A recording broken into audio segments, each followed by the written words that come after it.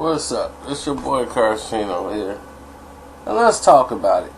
Because it was brought to our attention that Timothy Bradley was asked about the situation with Manny Pacquiao, about his stance on the homosexuals and what's been happening with those controversial statements.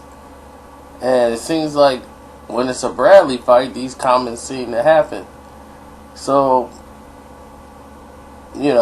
they basically was like, well, this could help Bradley win the fight. And Bradley's like, I don't need any controversy to beat Manny Pacquiao. Like, controversy didn't beat him the first time, I did, And then I went to think about it as matching the styles up of the fight.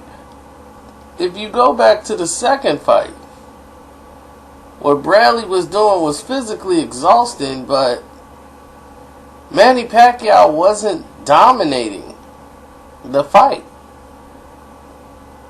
And so Tim Bradley injured himself. A lot of people forget that Timothy Bradley was winning more rounds than Manny Pacquiao. He injured himself in the fourth round after he had the biggest round. Yet he landed some heavy shots on Manny Pacquiao. Some real heavy shots. Knocked him off his feet with one right hand. Now, after these shots, he ended up pulling a muscle in his calf. And he couldn't move.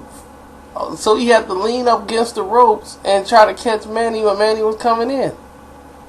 That became his game plan. He had to lean on the ropes and try to fight off the ropes because he couldn't fight because of his calf. So the fight was done after 4 rounds. So Manny could easily coast a victory because Bradley couldn't defend himself. He had to use the ropes to try to hold him up. And Manny still couldn't finish the man. So, a healthy Tim Bradley, in both fights we've seen him injure himself. How will he injure himself this time? He won and both of his ankles was messed up. He was in a wheelchair. I won! Second fight, he pulls a calf muscle and suffers the first loss of his career. Now here comes the trifecta. And Bradley, I don't need anything. If Bradley stayed healthy, he could beat him naturally. If he could stay healthy, I don't know what fighting Manny Pacquiao, being a southpaw, does to him. But if he's been working with Teddy the way he says, relentlessly, then Teddy could have probably fixed some of the flaws that he had, would have make him turn and pull a muscle or do whatever it is that he was doing. That doesn't seem to be correct, to make you pull a muscle like that in the biggest fight of your career. So, I don't know. It's all in Bradley's favor right now. Manny Pacquiao's made a lot of enemies. Normally LA is his home, and there's been people protesting Manny Pacquiao. It's not really big, but it's still enough to where he hears it. You're training for a fight and you got people yelling at you, calling you a hater and a murderer, want to murder homosexuals. That stuff is everywhere. And at the fight, this might be the first time he gets booed.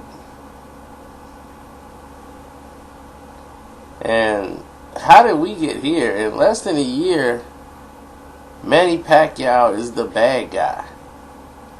How did that happen? Manny Pacquiao is the villain and the bad guy, and people love Floyd?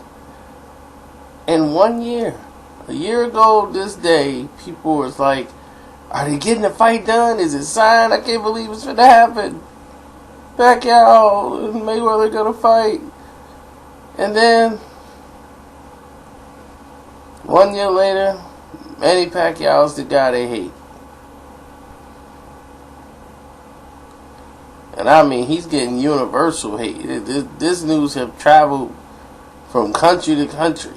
And every homosexual and every barrier is now offended by Manny Pacquiao. So, He's catching it from every angle.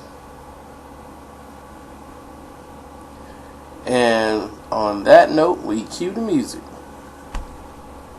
And you tell me, does Bradley need controversy to win? Or can he beat Pacquiao straight up? I'm out.